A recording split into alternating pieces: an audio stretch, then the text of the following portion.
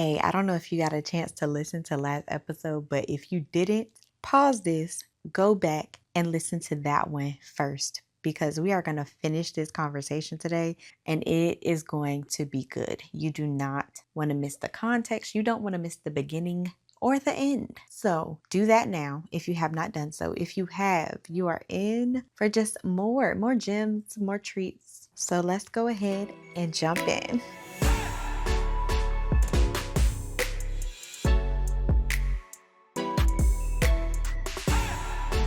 All right, welcome back to another episode of the Mind Your Business podcast. We are back with Evan, and we are going to go ahead. I'm going to rewind just a little bit so you can get a little bit of context of what we were talking about last episode.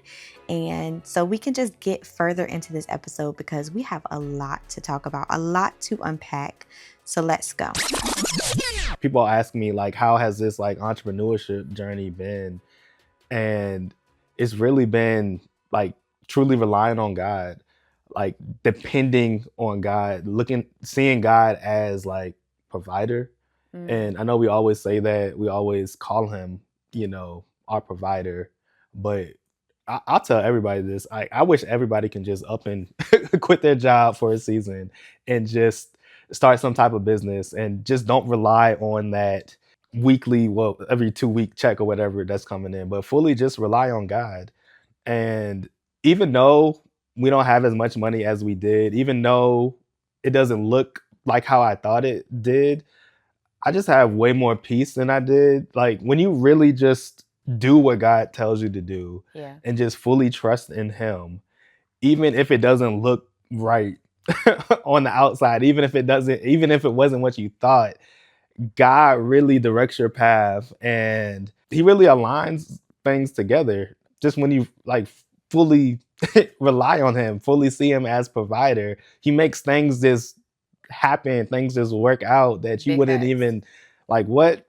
So I mean, I know you have other stuff real quick. Like before I left DMV, we always wanted our son to be in daycare. Yeah, some type of schooling. Yeah, some type of schooling, but we couldn't afford it.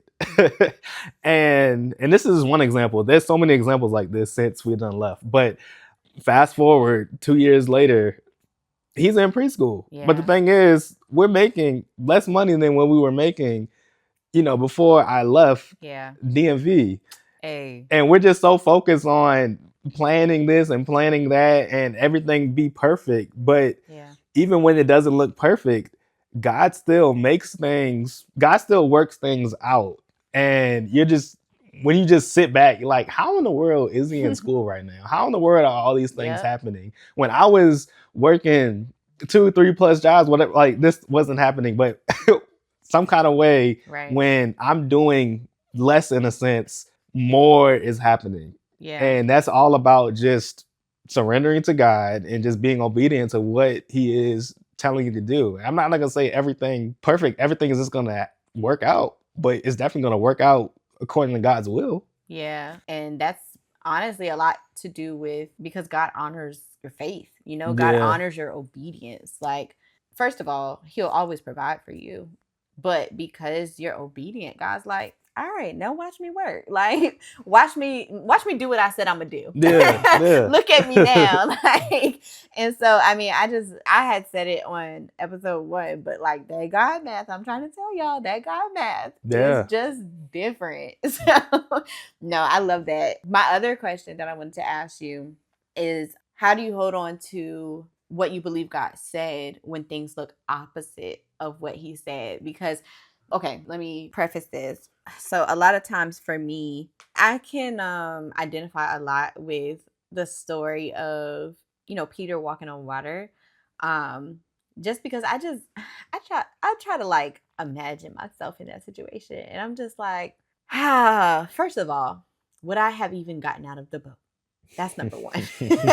Because I'm about to die. Like, I'm about to die. Like, this is insane. Like, I don't even trust, I don't even like going in the ocean like that for real. Yeah. So, probably not. I would have stayed on that boat. Right.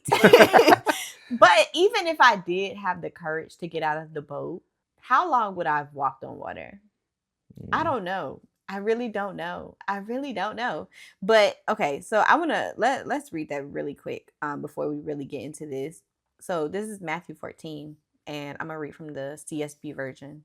I'm going to start at verse 13. It says, "When Jesus heard about it, he withdrew from there by boat to a remote place to be alone.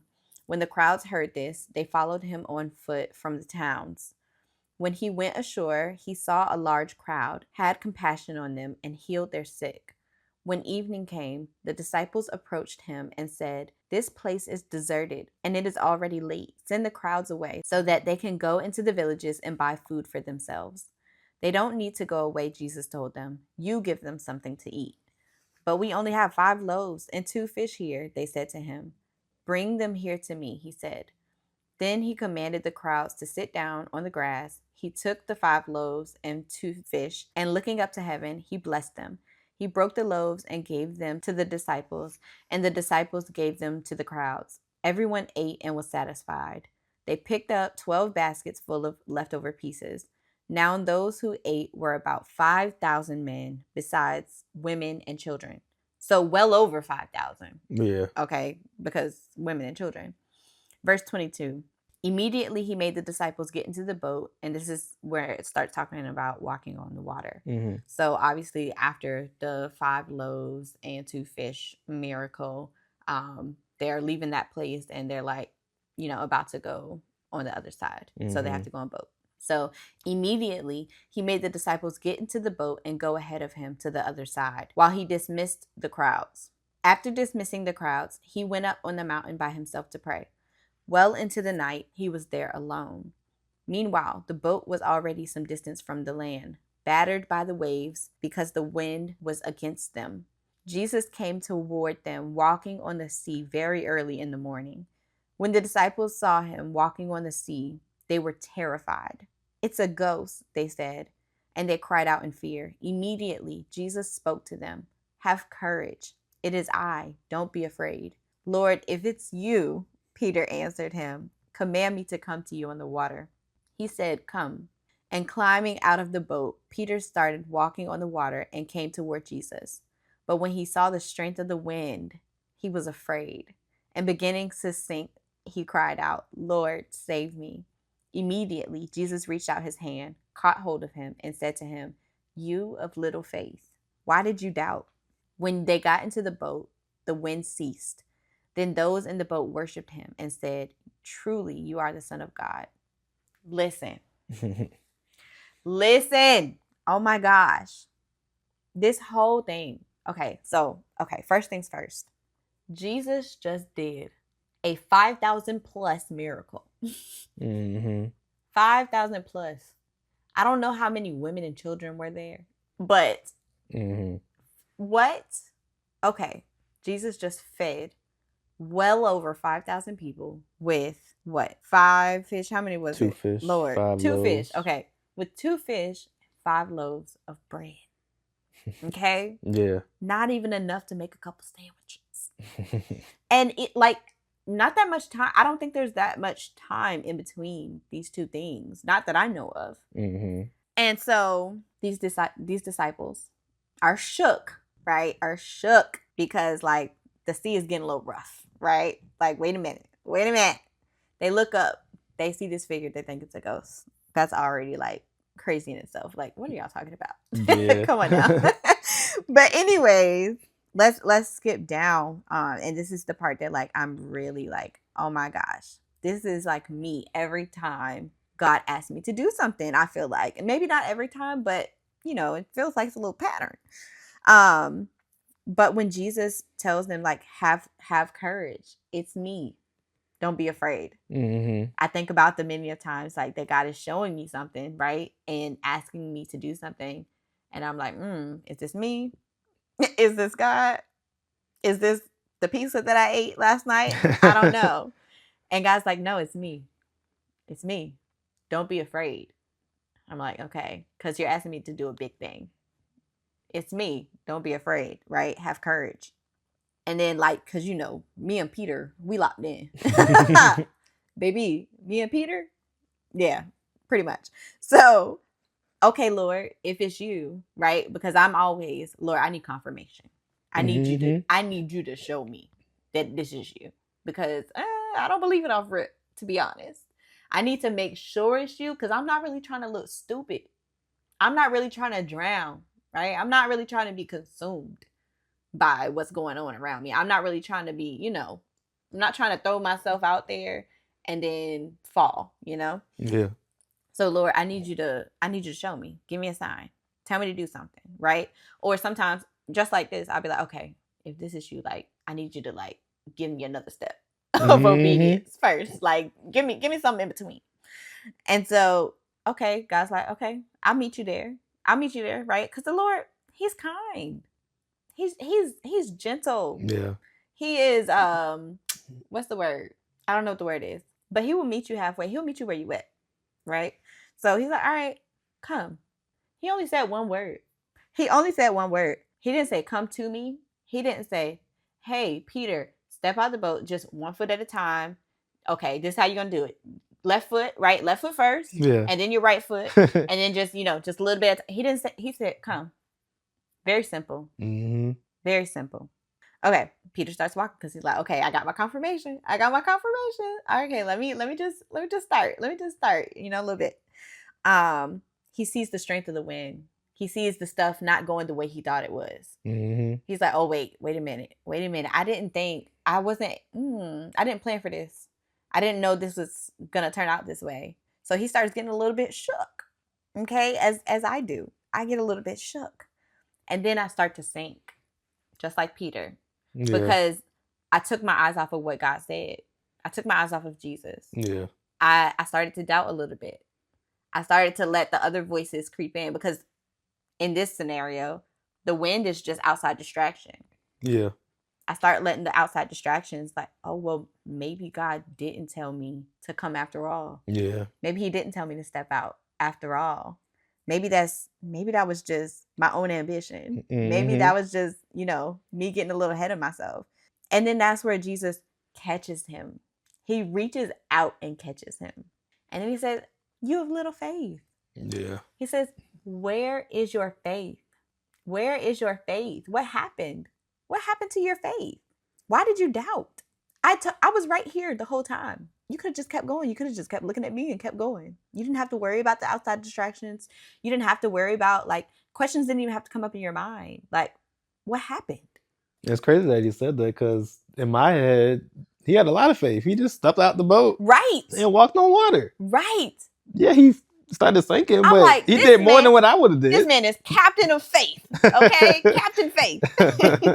Same. He did more than what half of us would have done. Yeah. And God's still like, come on, man. You were almost there. Yeah. What happened? What happened? And that's, I guess, since I've like started this podcast, that's what I've been talking about the whole time because this was me. This is my story, Mm-hmm. I mean, I'm sure this is maybe all of our stories. Yeah. To be honest. So I said all that to say, like, how do you hold on to what you believe God is saying when things look opposite? Because Peter, he obviously, when the winds start coming, it started to look a little like maybe He didn't tell me to come, right? Mm-hmm. And maybe this is looking opposite of what it's supposed to. I need the waters to be still for me to walk on them. I need them not to be like so, back and forth for me to walk to Jesus. And so even though he knew Jesus, he heard Jesus tell him to come. Yeah. And confirm that it was him. He took his eyes off of him. What does that look like? Like, how do you hold on to what you believe God said in the midst of what looks opposite? You have to be consistent in God.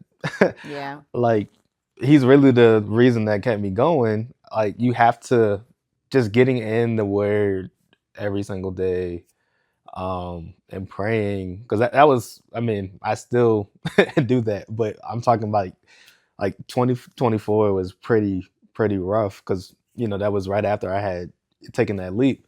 And I was acting like I was just up and down, like, did He say this? Should I do this? Should I do that?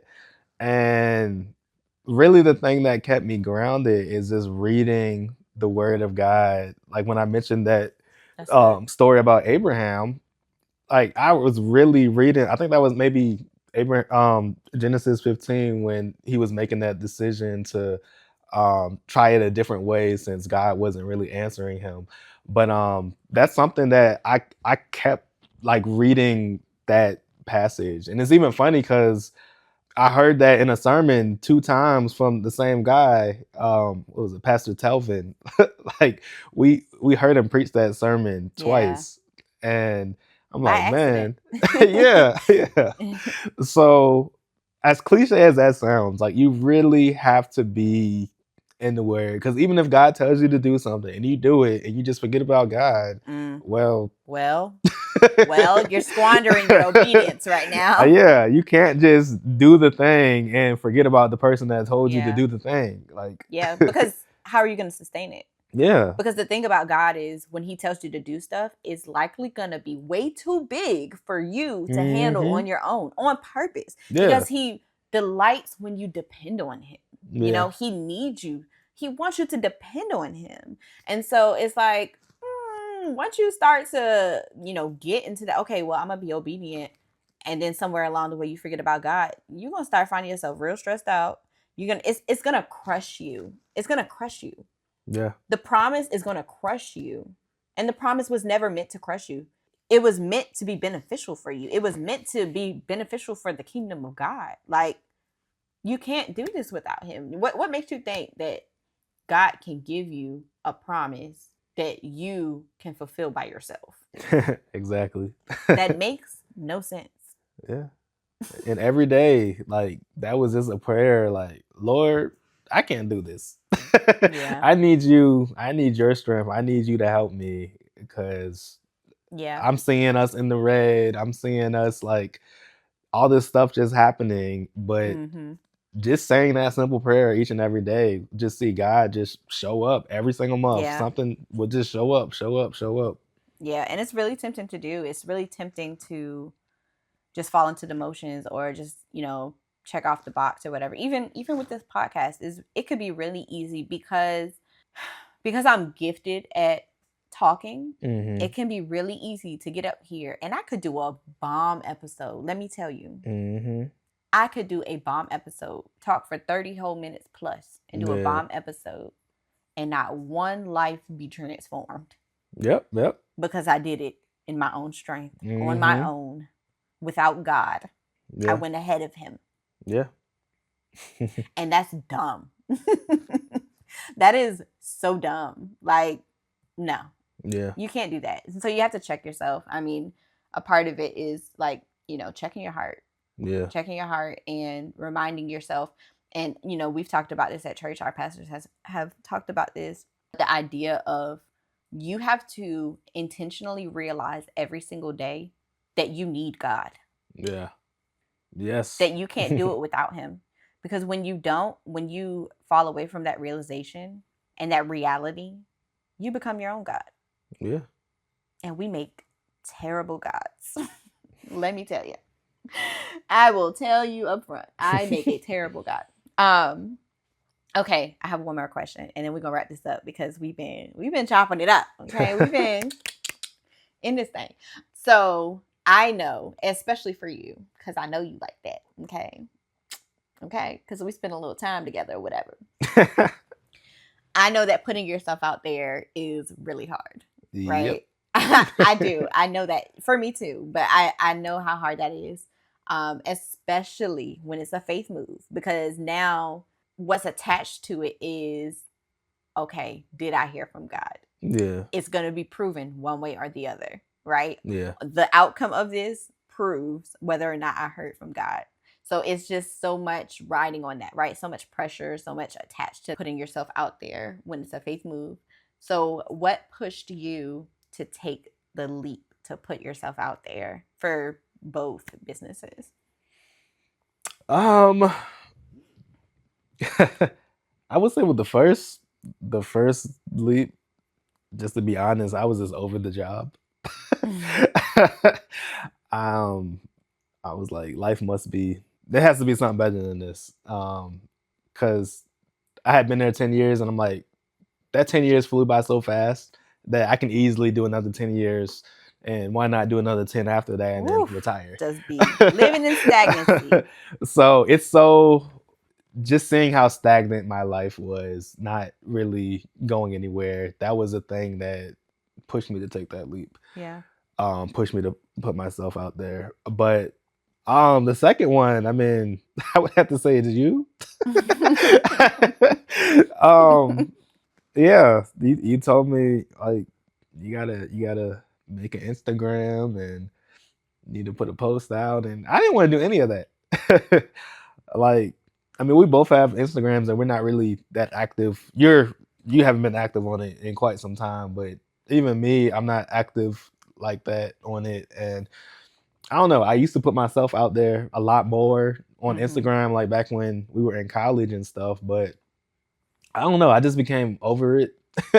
Over seeing people just, just post any and everything and all their accomplishments, and it's just nothing but good stuff. Like, it just seemed like a highlight reels. Yeah. We talked about that. Yeah. So that's now, after just not really being on Instagram and social media that much, it kind of is tough to put myself out there now, because I'm like, I'm barely on it anyway. I might put a couple posts up a year. And I'm a really low key guy. I like to just make moves in silence. Me too. And that's that's our whole thing. Like, both times you were pregnant. Yeah. There was nothing out there. We just, if you didn't see us in, that 9-10 months or whatever, you didn't know that you were even pregnant, because we didn't put that out there. So to actually start putting stuff out there, it's tough. It's tough. But I would say you definitely pushed me, and just like I've kind of pushed you with the podcast and stuff. Kinda. Trying to push me off a cliff. Okay. So, yeah. You know, the thing that pushed me to like really put myself out there is, okay, so this is like story time. So, oh my gosh, like, there are certain things that happen in my life and certain things that people say that like stick with me for the rest of my life. Like, I can't shake it. There was some guy, right? For the sake of this story, he's just some guy, who was speaking to me, and I fully believe he was speaking to me on behalf of the Holy Spirit, okay? Like, through the Holy Spirit. But he pretty much told me, like, hey, I have this like vision of you in this big crowded building, and you're in there and you have knowledge that there's a bomb about to go off. There's all these people just walking regular life, just doing whatever. And you know that there's a bomb and you know where it is. And you're not saying anything about it. And the only way to save these people is to say something. Is to speak up.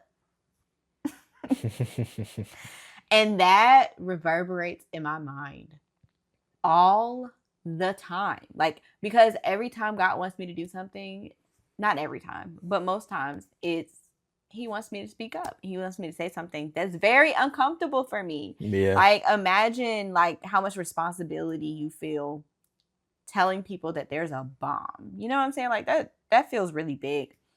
But essentially we all can relate to that story, because, if we're not out here spreading the gospel, there's a bomb about to go off and we're not telling people about it, right? Yeah. But, for the sake of this illustration, like, I think about that all the time.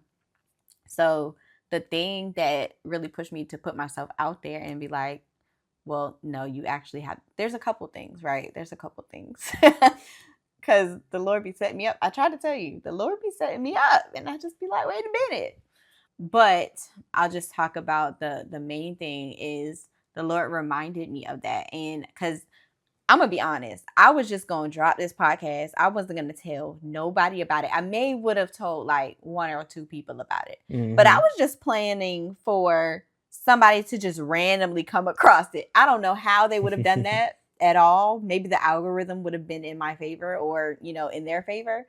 But I was just like, I mean, if they see it, they see it. If they don't, they don't.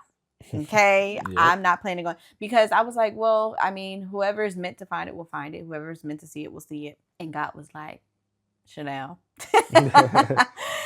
And he brought me back to that story that I shared, like that illustration that I shared. And he's like, you need to speak up. I told you to just speak. And this is not going to benefit anyone. It's not going to change anybody's lives if you don't say something about it. If they don't even know about it. Yeah. If you haven't even, like, no, share it. You need to share it, because I have some stuff that I want to do. I have some stuff that I want to say. And I'm just like, why are you doing this to me, Lord? And he's like, didn't you say that you wanted me to get the glory out of your life? Didn't you say that? I thought it was you. You weren't on your knees wailing and crying, telling some, Lord, use me as a willing vessel. Get the glory out of my life. Like, I thought that was you. I could have sworn. No? Okay. I mean, I don't know everything, but okay. And that's how God talks to me. Listen, the Lord be like, okay, you got it. You know it all. I don't. And I be like, okay, I don't. It's real humbling. But it's just, oh man. Like, we have the answer. We hold the thing that God is trying to get to people, and we hinder them, right? We hinder them and ourselves when we stand in the way by not trusting God and not just stepping out on faith, right? Mm-hmm. So listen, that's all I got to say today. What do you want to leave the people with? First, I just want to say how proud I am of you. Oh gosh, here we go. Oh man, I'm Chanel's biggest fan.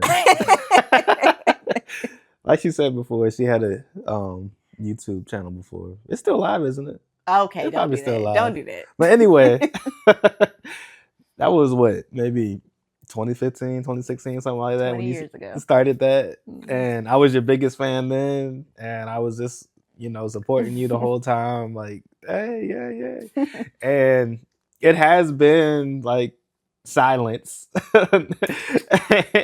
But now that you're finally back at it, I'm just so proud. I always think this to myself, that even though I have a whole bunch of ideas and a whole bunch of, I got 2 businesses, but I have even more ideas. I always think to myself, like, you're going to go way further than me. What? I can just see it. And I hope you do, because you have so much in you that the world needs to hear. And well, thank you for affirming me. And yeah. Thank you. How can the people follow you, support you, find you, all the things? FleeTemptation.com. Run up that merch. That's the clothing brand. Flee Temptation brand is the IG. I don't have anything else yet. Maybe I will. I don't know. If you're a pastor or know a pastor that needs a church website, 210creatives.com. 210 Creatives. Or even if you just need a website. I still also do websites outside of the churches, but I don't work with just anybody. Just don't. So. Yeah, I was gonna say, just don't pull up with something crazy. You coming up with some witchcraft? I want a new age. Back. And even the churches. Mm-hmm. I have several churches come up with me with stuff that ain't in the Bible. I'm like, nope. That part. I am not making your website. But yes, y'all, and I'll link all the links, all the ways that you can find and support Evan. And thank you so much for joining us on the Mind Your Business podcast. We will see you next week. Peace.